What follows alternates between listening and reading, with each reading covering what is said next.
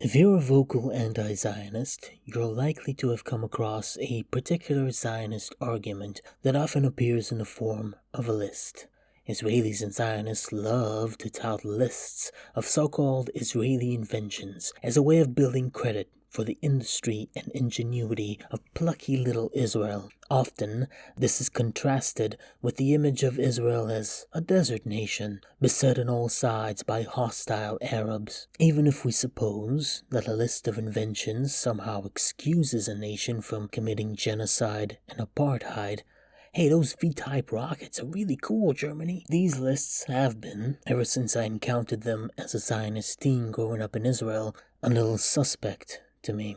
Recently, these lists contain increasing numbers of, shitty apps. Oh yeah, where will the world be without, fucking Waze? Why, we'd all be using Yahoo Maps instead, the horror. And occasionally these efforts will just tack on random stuff to the end of them. Fucking polio vaccine. Open the door. Jonas Salk is outside and he just wants to talk with you for a minute. So I want to go over some of the main recurring elements of these lists to really hammer out what it is that Israelis invented. And we're starting out, of course, with the biggest and most oft-repeated lie in the bunch.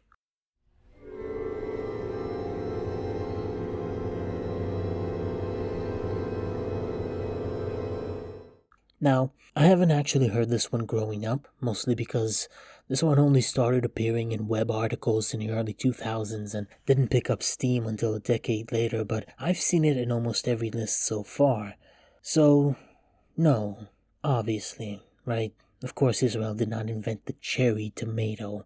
Cherry tomatoes occur in the wild. They've been around for a while. They were referenced academically as far back as 1623, which is, let me get my calculator here. It's a big one. Let's see. Carry the 5.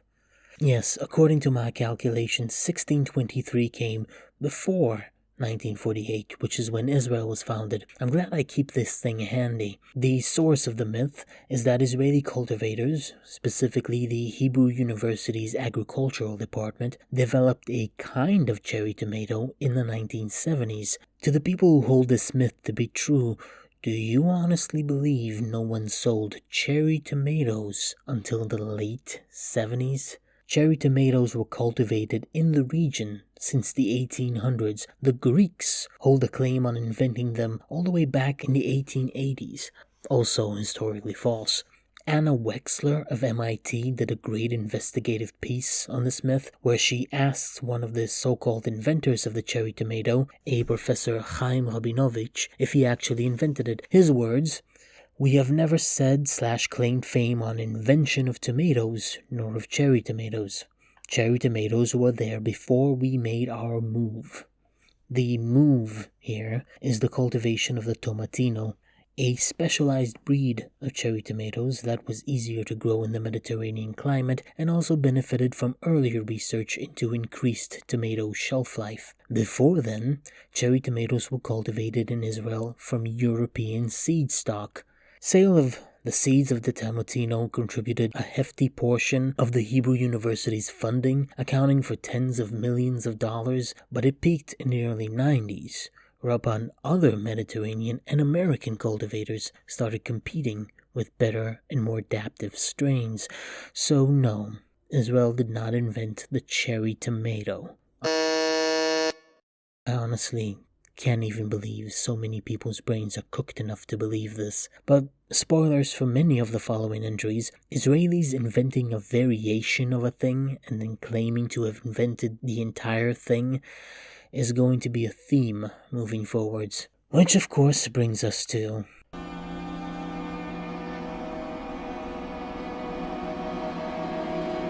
fucking no. Of course Israelis did not invent the concept of pipe with holes in it. Drip irrigation goes back to ancient China, which is why in some of these lists they consciously change the wording a bit to modern drip irrigation, which is also false. Modern advancements in drip irrigation started in Europe in the 19th century, centering around Germany and Austria, and continued to evolve in the coming decades. Zionists brought drip irrigation techniques with them during the first and second Aliyahs, back when a major theme of Zionism was this romantic notion of working the land. It didn't fully crystallize there until the 60s when water engineer Simcha Blas invented and patented a new system of drip irrigation utilizing plastic tubes and friction to distribute water better. This led to the foundation of Netafim, which, to its credit, is today one of the largest distributors of drip irrigation systems worldwide. Congratulations! Parallel systems of drip irrigation were being developed in the US at the same time, notably the invention of the drip tape, which is a system currently owned by Rivalis, also one of the largest distributors of drip irrigation systems worldwide. Fancy that. So no, Israelis invented a type of drip irrigation system. It's a pretty good one, highly effective, good job, but no, Israel did not invent drip irrigation as a whole.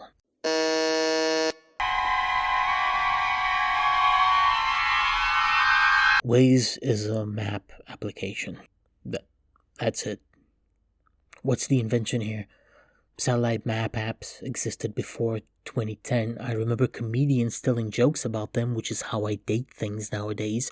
They were bought up by Google for competing with Google Maps, which predates Waze by 5 years and was invented by two brothers from Australia. There is nothing to confirm or debunk here. Why is this on so many lists? It's a fucking app. Is it really that beloved? Can you not live without it? Get this shit out of here. The only thing of note about Waze is that it was developed by former veterans of Unit 8200, one of legitimately most evil Israeli intelligence cells. Since their inception, they've become a tech mafia in a way. I'll need to do a video on them. Those fuckers are demons.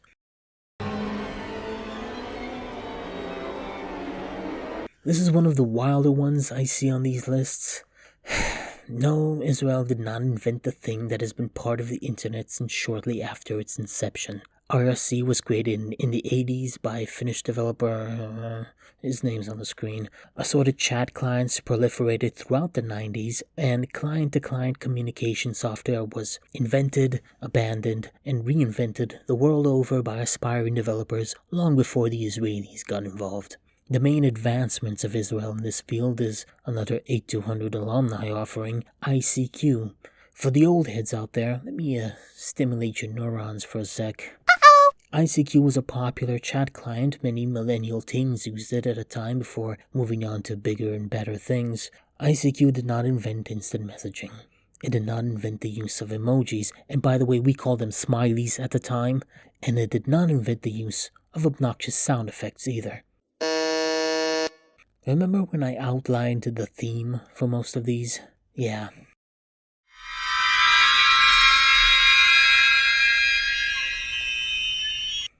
Okay, so for this one, I'll need to explain what a quasi-crystal is, and I'm just not gonna.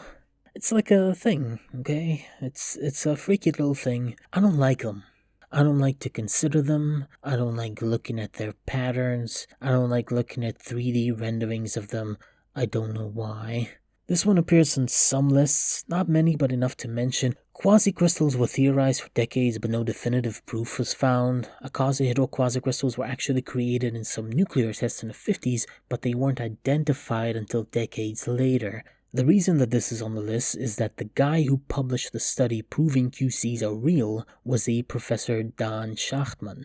By all accounts, a fairly prolific and accomplished scientist. Congratulations. His study proved the existence of icosahedrons in the early 80s and paved the way to further QC study thereon. Schachtman was Israeli. He was born in Mandatory Palestine and was educated and employed by the illustrious Technion, essentially an Israeli MIT. However, the quasi-crystal study was not published while he was employed by the Technion, or even in Israel, rather through the American National Institute of Standards and Technology. So, I don't know. Do I give them that one? His work also cites the research of fellow Israeli scientist Dov Levine, but Levine also wasn't working at the behest of any Israeli institute at the time. I mean, do we count Superman 4, The Quest for Peace, as an Israeli invention because Canon was owned by Israelis? You know what? Fine. I don't want to talk about quasi-crystals anymore. I hate those fucking things. We'll give it to them. Myth plausible.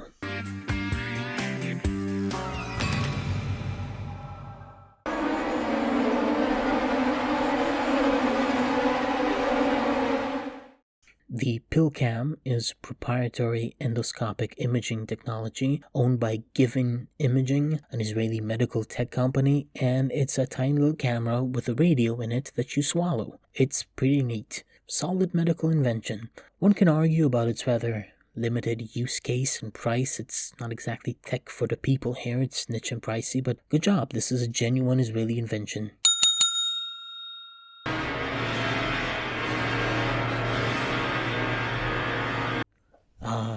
The Iron Dome, a rocket interception system that fares considerably worse with missiles, but is still better than Patriot batteries. What a joke those things were. The Iron Dome is a legit Israeli invention. Raisins. It was developed by Israel's Air Force Industries along with Rafael, and it's currently one of, if not the most effective way to intercept rockets mid-air. It is also incredibly expensive. If you live in the US, your tax dollars have paid $2.5 billion into the Iron Dome system. Each interceptor costs anywhere between $50,000 to $150,000, and they are used to shoot down rockets that in most cases cost less than $1,000 to build. It's a money pit. It's useless against drones, and so far most injuries from Hamas's rocket barrages into Israel have been from interceptor shards. But they are effective. I've seen people online claim that the Iron Dome is all hype and Israelis are lying, but I've stood outside in both 2014 and 2023 during pretty heavy barrages towards the city I live and saw the interceptions myself. The system works. And I see no reason to disbelieve the official 90% interception rating given by Rafael. It can be, and has been, overwhelmed on occasion. The main issue, apart from the cost, is that it can only cover a fairly small area. It's not useful for wide fronts in big countries, and large swaths of the Israeli north aren't covered by it, but yeah, sure, good job. That said, I think any nation who would have dealt with constant rocket attacks as a result of its own aggression would spend the resources to invent a similar system. It's more a reaction than an example of unique ingenuity. And again, if you're American, you're paying for it.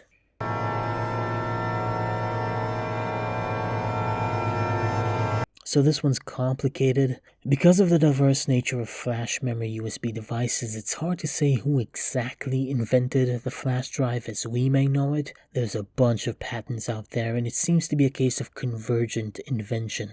An Israeli company, M Systems, claims to be the first to patent a flash drive, but so does Singaporean company Trek 2000 International, and theirs was the first on the market. It's a little more complicated when you consider that Malaysian engineer and businessman Puah Keng Seng of Phison Electronics is also often credited as the inventor of the USB drive, except that he specifically claimed to have invented the USB system-on-chip drive, which uses a single chip. Listen, no one really invented the USB drive ex nihilo. Its existence was inevitable. USB 1.1 came out in 1996, 2.0 debuted in 2000, computers were already coming standard with them, and flash memory had been around since the 80s. Putting two and two together did not require great genius, just computer engineering skill. But due to the ambiguity, we can call this one undeterminable.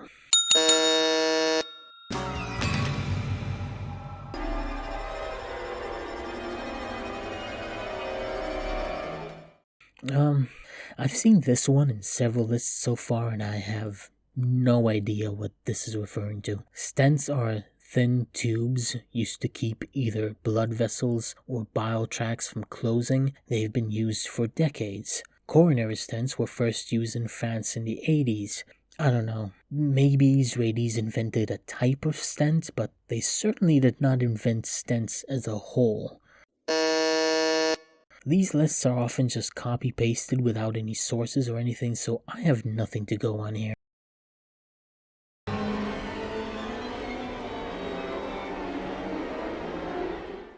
Solar water heaters are a great thing. Most Israeli apartments come with them. If you've seen aerial or skyline footage of any city in Israel, you may spot countless solar heaters on the roofs of buildings. They are incredibly convenient if you live in a sunny country, which Yeah, because they provide you with hot water all day long and for quite a few hours after the sun goes down, too. It's essentially a boiler connected to a solar heated plate. This is not solar electricity. I've seen some of the copy pasted lists degenerate into just saying Israel invented solar power, which is just bonkers. The solar water heater was also not invented in Israel. It was invented in California. In retrospect, maybe boiler, but sun isn't exactly a revolutionary concept. Solar ovens had been used since the 18th century. Israeli physicist Dr. Tzvi Tabor invented an improved version for use in Israeli homes in the 50s. Tabor is actually as close as you can argue for Israelis inventing solar electricity. He constantly pushed for research into turning sunlight into electric power, but never quite managed to get the funding. Of course, even if he had, I wouldn't say he invented it, since solar electricity was first demonstrated in the 1800s again, and solar-powered satellites were already being developed in the US during Tabor's water heater research. Nevertheless, this is another example of Israelis inventing a variation of something and then claiming they invented the entire thing. This one's pretty funny too, since both the Israeli Electric Company and local municipalities hated the solar water heater and tried to discourage people from using them, and it wasn't until the energy crisis of 1976 that the Israeli state mandated their installation in certain buildings to save as much as possible on power usage.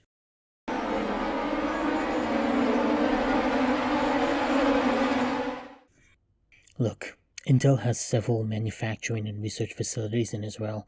Many people thus credit assorted Intel proprietary tech to Israel, but that's Intel. It's their factory, their tech, their money. That Israelis are employed there doesn't make it Israeli. That's like claiming the iPhone is Chinese. Let's get real here. Yes, I know people will say, oh, Intel Israel is technically a subsidiary. They've been instrumental in advancements in microchips and core processor tech. Would they have done that without the Intel brand feeding them billions of dollars, paying their salaries, providing them with base technology to work on? Nobody says, oh, this is an Irish Intel chip. Oh, this is a Malaysian Intel chip. No, it's Intel. Give me a break. At least with most Israeli startups that have been gobbled up by tech giants, they started out Israeli. Nol pois.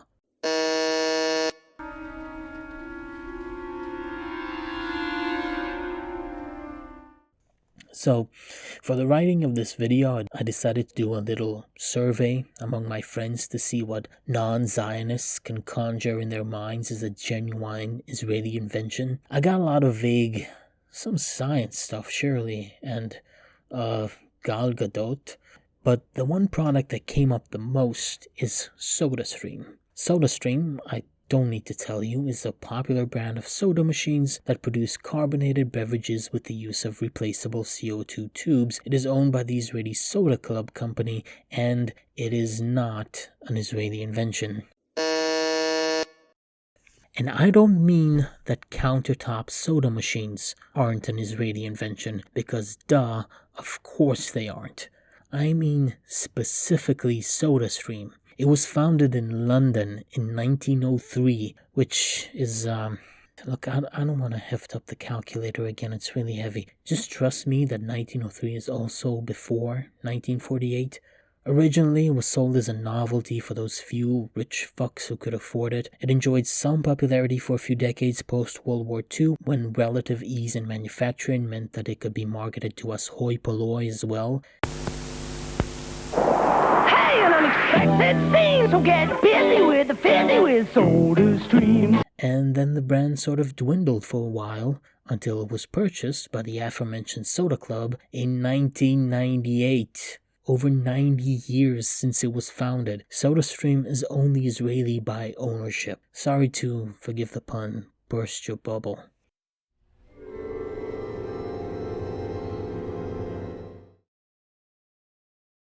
I have yet to see or at least notice the pressure bandage on any of these lists. I'm including it here as a contra. Also called the emergency bandage or the Israeli bandage, this particular type of field dressing was invented by Israeli army medic Bernard Bar-Natan in the 90s and has seen use in several combat and mass casualty zones. It's cleverly designed to apply more direct force to a wound than a traditional bandage could, thereby stymieing blood loss. The reason I'm talking about it is that it's neat, and I rarely see it brought up. It highlights the strangeness of these lists to me. You can populate them entirely with actual Israeli inventions, but for some reason, to Zionists, that's not enough.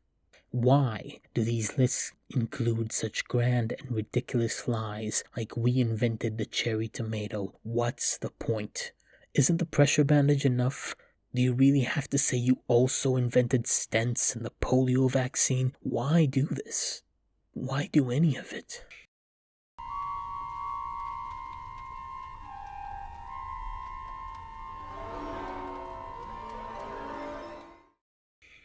Folks, we had a lot of fun making fun of these lists, and I could go on for another half hour at least, but honestly, this is kind of pointless. I mean, whether or not an Israeli somewhere invented a kind of camera, or a computer chip, or a new and exciting type of lettuce does not excuse decades of apartheid, cultural suppression, ethnic cleansing, and genocide. No amount of cherry tomatoes is going to erase the image of a boy holding his partially decapitated brother from my brain. Also, I think it's interesting that these lists rarely include examples of Israel's prolific weapons manufacturing arm. Why no Uzis, or Galils, or Deagles? Could it be that the idea of Israelis as death merchants exporting arms indiscriminately to the highest bidder is a little unnerving to Zionists? Maybe, look at what we've invented isn't so impressive when that invention is being held at the hands of sicarios massacring busloads of people. These lists often conclude with the taunting, "And what did the Palestinians invent? Suicide bombings? Neener, neener." First of all, suicide bombings were invented by the Tamili Tigers in Sri Lanka. Open a book. Secondly, this sort of argument, such as it is, puts both the oppressor and the oppressed on the same footing, as though they are comparable. Israelis and Palestinians did not enjoy the same starting parameters. One of these people started their history with mass expulsion, massacres, and the loss of their belongings, homes, and farmlands. Israel started with a brain reserve. Their medical, engineering, and agricultural institutes were immediately staffed with immigrants with degrees from universities in Europe and the United States, who immediately formed academic ties to those universities that accredited them, allowing for mutual research and professorship. These institutes benefited from cash injections from Israeli lobby groups, not just in the US but all over the world. The Jewish diaspora had strong relations and ties to one another, and it was easy to organize such things, particularly in those early years, when the promise of Israel was weightier than the crimes it required to sustain. Israel was primed for success. The plucky little so-and-so myths crumble when you begin following the money. Israel was never at a disadvantage, had always enjoyed a surplus of cash, brains, and clout. Most Palestinians were farmers and laborers. There was no extensive Palestinian diaspora in the 40s and 50s, no American orgs raising money for them, no Palestinian lobby. All those things exist now, ironically, due to Israel's actions against them, but for most of Palestinian history, while Israelis were free to invent, they were still reeling from losing everything, shoved into refugee camps and continuously being disenfranchised. Palestinian researchers didn't have the luxury to go to Johns Hopkins to research quasi-crystals while on sabbatical from their other professorship position. They didn't have the resources to invest in importing and then breeding European cherry tomato seeds. Every aspect of a Palestinian's life in Gaza and the West Bank has been under the shadow of a foreign government that tells them where to go, what they can and cannot do, and even what they can own. In the mid-90s, Israel, by this point having given up on the dream of finding an oil reserve in the Negev somewhere, invested heavily in its tech market. Soon, a feedback loop of companies buying Israeli startups, leading to more companies seeing Israel as a startup market, developed. Today, an exit, when a large international corp buys up your shitty app for a few billion buckskins, is part of Israeli nomenclature. It's the dream. Tech is one of the only industries in Israel that isn't on a steady decline, and it's supported heavily by both the government and foreign investment. Some of the companies you saw in those lists that I didn't even mention are a result of this. You pour enough money into an industry, you will see results. Even that bandage guy wouldn't have gotten his idea off the ground without a substantial government investment and a lab given to him for research. There's nothing special about Israelis that causes them to excel in tech innovation. That's just where the money is. It has been for decades. That's what the culture says you should do, unless you're a friar. It's tough to invent a new app when the tiny strip of land you live in that you're not allowed out of because chances are you don't even get to have a passport, not only doesn't have a tech industry, does not enjoy the scrutiny of foreign tech powers, but is also constantly being bombed. It's hard to make a microchip when the country that's bombing you also decides how often and for how long you even have electricity every day. Nazi Germany invented, among a slew of other things, modern rocketry, axial flow jet engines, the first working helicopter, Fanta, and of course, most importantly, Jaeger. They did this not because they were uniquely gifted or blessed, but due to a confluence of history. These inventions, and I say this as a Fanta drinker myself, do not mean we should ignore the genocide and war crimes committed by their regime, nor should we give Israel the same grace. Even had they invented the cherry tomato, so fucking what? There's no way to know what a Palestinian nation could have invented had its birth not been curtailed and its lands stolen. How can you know what a Palestinian people unfettered by the shackles of nearly 80 years of humiliation could give to the world? What they could invent, create, and bring to life we can never know. Maybe a new kind of delicious miniature vegetable. Anyway, thanks for listening.